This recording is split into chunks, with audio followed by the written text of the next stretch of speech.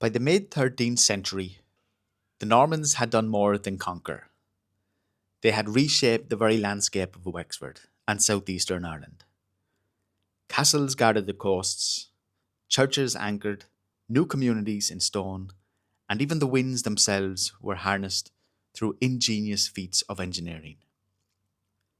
In this episode, we'll explore the Norman way into a world of faith, fortification, and survival. We'll stand at Tacumshane Windmill, one of Ireland's oldest working windmills, a symbol of Norman innovation in harnessing the land. We'll step into the sacred stones of Grange and Killag, where parish churches brought both religion and rule under one roof. And we'll finish at Ballyhealy Castle, a coastal sentinel watching the sea. Here, the Norman presence wasn't just military, it was everyday life, written in stone, faith, and the rhythm of the land.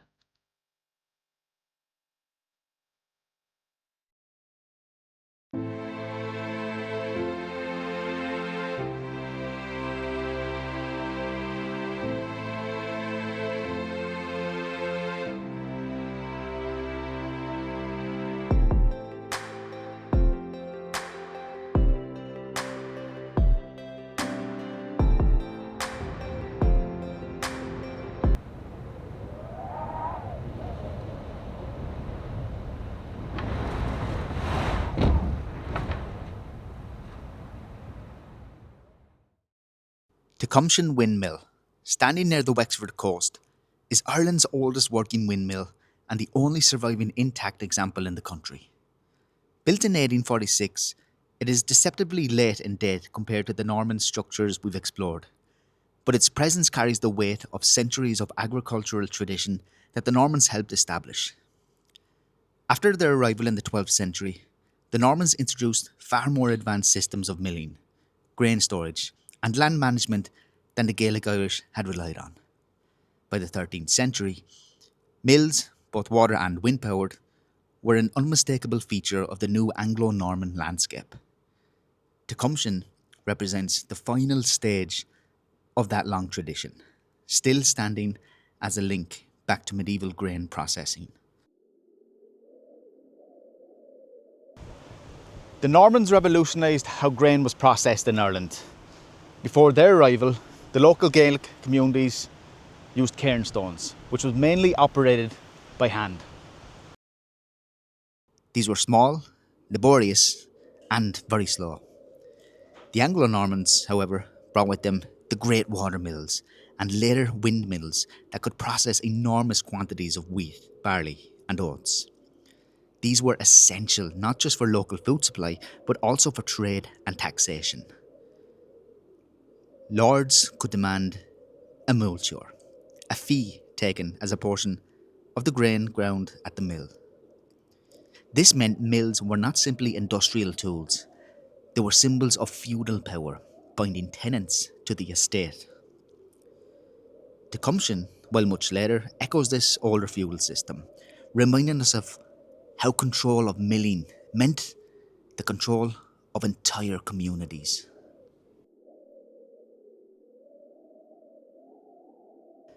Tecumseh Windmill was constructed by Nicholas Moore in 1846 during the height of the Great Famine. Unlike the medieval stone castles or abbeys, this was a working building intended purely for survival and the economy. Yet it embodies a much longer story of continuity. The idea that land, grain, and milling were at the very heart of Norman settlements. By the 14th century, almost every Norman manor in Wexford had access to a mill, often strategically placed near rivers, estuaries, or windy coastlines like this one. These mills were frequently under the direct ownership of Norman lords, like the Marshalls or the Fitzhenrys, who saw them as both an income stream and a way to exert authority over the local population. Tecumseh thus became more than just curiosity in 1846. It is a living heir to that system.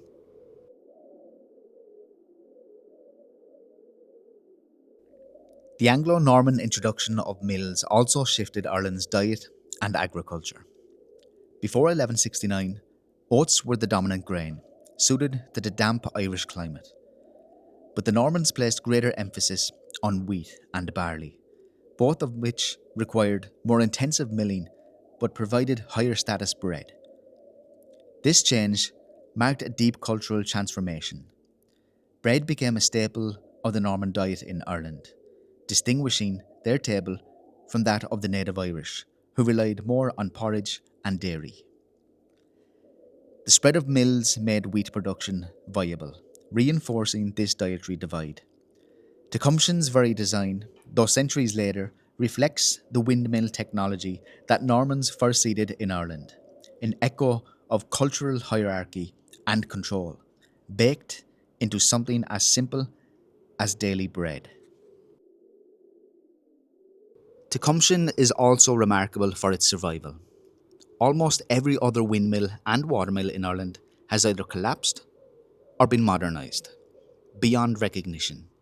Here, though, we have a building where the sails, gears, and milling stones are still intact. This gives us a rare opportunity to visualise medieval life in motion. The clatter of wooden cogs, the grind of stone on grain, the rhythm of production that tied together the Norman manor economy. In medieval Wexford, mills like this would have been hubs of daily life, places where tenants brought grain, exchanged gossip, and often felt the reach of their lord's power most directly, through the enforced fees and rules. Tecumshan, though most and post-medieval, keeps alive that sensory link to the Norman world.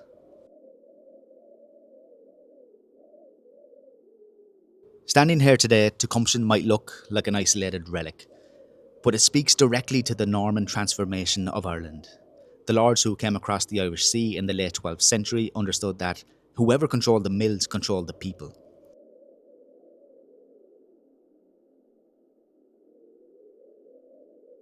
After all, food meant power. From the early manorial watermills to this 19th century survivor, a clear line runs back to Stronghold and William Marshall, when grain meant revenue and watermills symbolised permanence and power.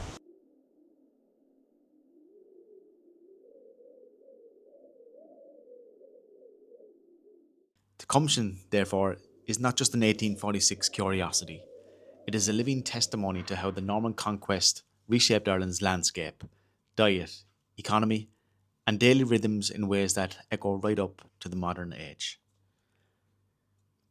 We now move a few kilometres away down to Grange Church.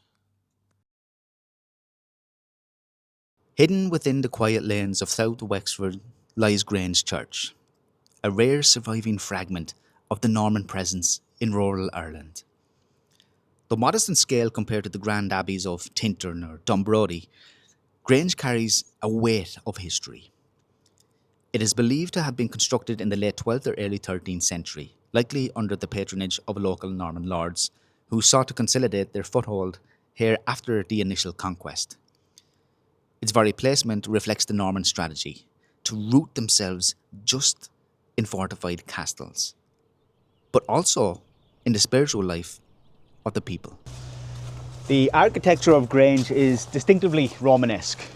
Round arches, thick walls, and yet simple, elegant carved mouldings. All tells us that this was the Norman way of how they built things. It was the Norman idiom. In its day, Grange would not have stood alone in the landscape. The Normans were careful to build these small parish churches near fertile lands, binding the agricultural wealth of the region into their new ecclesiastical network. Farmers who had once paid dues to Gaelic lords now rendered their tis here under the watchful eyes of Norman appointed clergy. Grange also illustrates how the Normans brought permanence to a landscape once dominated by wooden churches. The very act of raising stone walls in these rural parishes was both practical and symbolic. Stone meant durability. It also meant legitimacy, aligning the people of Wexford with the wider Latin Church. whose reach now extended seamlessly from Ireland to Rome. Within these walls, sacraments were administered, land transfers were recorded, and disputes were judged. The parish church was not merely a place of prayer, but a local centre of authority. Surrounding the church today are gravestones, many far later than the building itself, but together they remind us of continuity. Generations lived and died here under the shadow of Norman conquest, and yet life carried on. Grange survived and served as a spiritual anchor point, binding a conquered people to a new order. The Gaelic Irish, often resistant to Norman fortresses, could not so easily resist Norman churches, for these became the places of baptism, marriage, and burial. And so, quietly, power was cemented not only through castles and arms, but through the rhythms of parish life.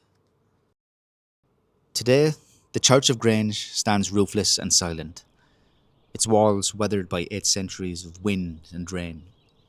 Yet its very survival is a testament to Norman ambition. These were not transient churches or structures. They were markers of permanence. Where a moat might crumble and timber rot, a stone church endured. For the Normans, it was a way of writing their authority into the very fabric of the land, a spiritual conquest to match the military one. And standing here, one feels both the weight of loss and the extraordinary endurance of the Norman legacy in Wexford's countryside. Killag Church lies close to the coastal plain of South Wexford, a region once dotted with Norman watchposts and fortified settlements. The church itself was constructed in the late 12th or early 13th century, its origins rooted in the great wave of Norman consolidation after Strongbow's arrival. Unlike the grand abbeys of Newross or Dunbrody, Killag was modest, yet it carried immense local importance.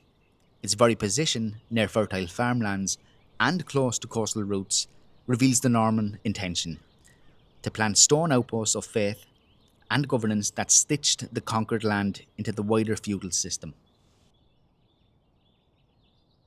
Now, it is unfortunate that we cannot see the castle in all its glory because of the ongoing works here, but at the same time, we are very fortunate to see the ongoing works here. As you can see from the inside, new excavations are ongoing, fixings are happening to the walls, restoration is ongoing, and you can understand why in this area, because just behind me and in front are wind farms. So this area is very wide open. You have the ocean down in that direction there. Very strong winds coming across, very flat lands, very fertile lands, which is why they would have built this here as well. So we are extremely lucky to see all this today. The graveyard surrounding Killag tells its own story of continuity. Though many of the stones we see today are much later, this ground has likely served as sacred space since Norman times. Burial tied people to the parish in life and death. Families who lived under Norman authority laid their dead within sight of the church walls, binding memory and loyalty to the very structures the Normans built. It was a quiet but powerful means of ensuring that the Norman presence seeped into the deepest layers of community identity. Though roofless today, Killag once had a simple timber covering, likely supported by beams resting on stone corbels. Inside, an altar would have stood at the east end, the focus of all worship.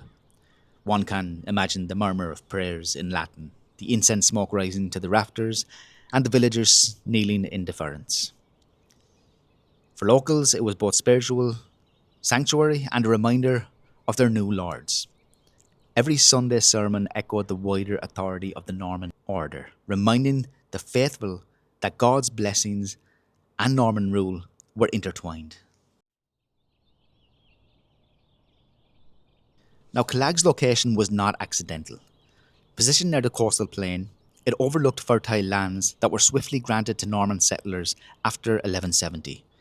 This meant that farmers, tradesmen, and labourers all lived within sight of a stone church that reinforced both their spiritual and temporal obligations. Churches like Killag doubled as markers of ownership, a sacred stamp on conquered land, and they reassured settlers, intimidated locals, and ensured that Norman influence was never far from sight, even in the quietest of fields. Unlike castles which spoke through military dominance, parish churches like Killag spoke through constancy. They were always there for baptism, for confession, for marriage, and for burial. They reminded people that the Normans not only held the sword, but also the sacraments. It was this combination, steel and stone, conquest and ritual, that allowed the Normans to transform Wexford so thoroughly. Killag stands as one of many, one of dozens, one of hundreds of such churches across the country, each modest in size, but massively enormous in influence. Today, Killag is a ruin, its roof long gone, and its walls weathered by centuries of wind from the sea. Yet to stand here is to witness the Norman strategy in stone. It was never just about building castles to dominate, it was about constructing churches to embed their order into everyday life. Killag may look quiet now, but in its heyday, it was a beacon of Norman permanence, a reminder to all who passed that faith and fealty were bound together in this new Ireland.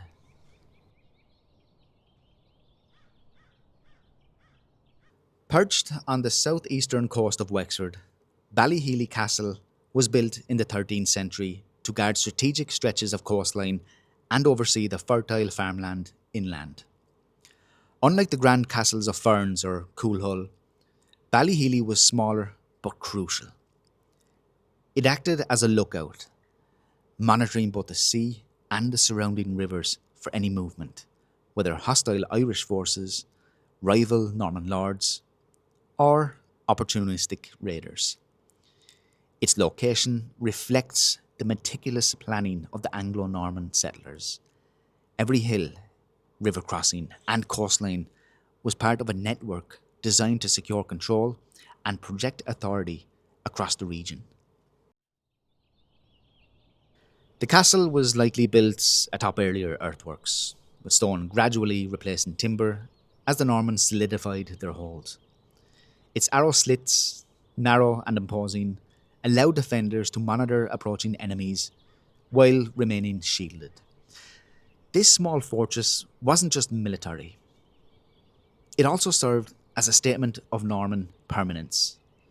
Every stone told the local Irish population that the newcomers intended to stay, to enforce new laws, and to reshape the landscape both physically and socially. Ballyhealy also functioned as a communication point. Fires lit in its towers could signal inland castles or even neighbouring coastal fortifications. In essence, it was part of a web of checkpoints. Small Norman strongholds like this dotted the rivers and the coasts of Wexford and Waterford, ensuring that reinforcements and supplies could move effectively and efficiently while keeping watch over potential threats. Though modest in scale, their combined effect was a region under constant surveillance and control. The design of Ballyhealy balanced practicality with intimidation.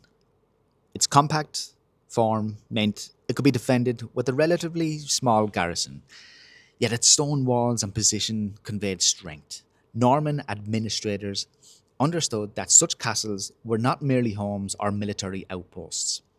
They were tools of governance. They marked ownership, they enforced the feudal system, and they ensured that the local populace recognised the authority of Norman rule, even in the most remote areas, like here in Ballyhealy Castle. Over time, these smaller coastal castles became essential to the survival of the Norman settlements inland. By linking fortifications like Ballyhealy with larger inland castles such as Coolhull or Ferns, the Normans created a network of observation, defence, and control. Each stronghold played its part in a larger strategy that would allow just a few hundred knights and men at arms to dominate vast stretches of southeastern Ireland.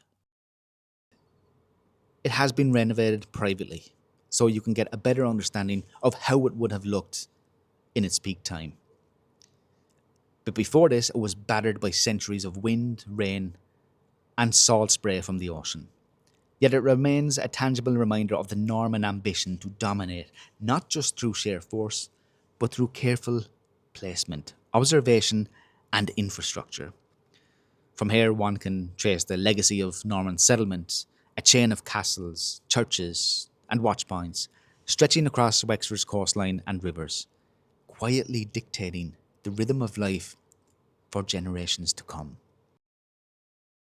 Looking back over the castles and churches we've explored today, from Tacumshane Windmill, Grange Church to Killag and Ballyhealy, a pattern emerges. The Normans were strategic in every step. They didn't just conquer, they orchestrated control. Coastal castles watched the sea. Inland outposts monitored rivers and crossroads, while churches reinforced cultural and spiritual authority. Each structure tells a story of surveillance, defence, and the projection of power across Wexford. These fortifications were more than stone and timber. They formed a network, a web of checkpoints and observation posts. Even in small castles like Ballyhealy or Stokestown played crucial roles, allowing a handful of Norman knights to maintain dominance over the land and riverways. This system of surveillance and communication ensured that the Normans could respond quickly to threats and maintain order, even in remote areas. As our journey through these coastal and inland fortifications concludes, it's clear how the Normans reshaped Wexford, physically, politically, spiritually, and culturally. They left a legacy of architecture, strategy, and societal change that endured for centuries.